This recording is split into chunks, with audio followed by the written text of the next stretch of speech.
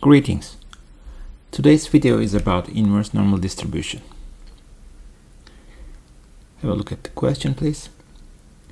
Our random variable is the heights of certain flowers. Let's use it x. X is distributed normally, and we don't know the mean and the standard deviation. However, we have two informations. Let's write them symbolically. When x is less than 20, area is 20%. When x is greater than 8, it is given as 10%. I always recommend my students to show this information on the diagram. We don't know the mean. 10% is the upper section.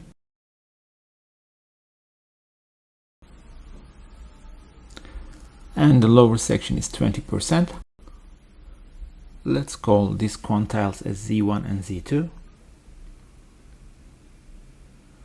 Okay, we will be using inverse normal distribution to find Z1 and Z2, and by using the Z-score, we will obtain mu and the sigma.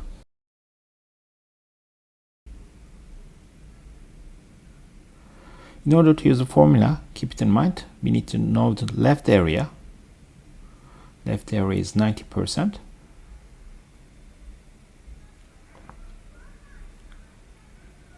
So Z1 is 3 minus mu divided by sigma, and Z2 is 8 minus mu divided by sigma. We will be doing the rest of the process on the calculators, but in order to use a simultaneous equation solver, equations must be written linearly. So that is important. So we will just multiply both sides by sigma and obtain these linear equations. So this part is an important process on your test paper. The rest will be done on the calculator, but that's what you are going to show on the test paper. I'll be using ST and M in the solver. Menu, probability, distributions, inverse normal. The first area is 0.2. It is standardized normal distribution, so mean is 0, standard deviation is 1.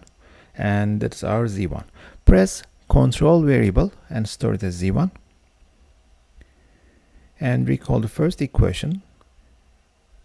Change the value to 0.9 for the second one.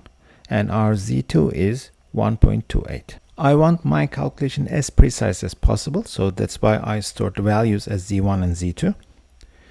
Now algebra linear equations. Here I will define M and ST. And then I will just write the equations as in my test paper. You can press variable to recall the Z2, or you can type, it's up to you. Don't forget to put multiplication sign between the variables. And when you press OK, you will see mean and the standard deviation. Thank you all for watching.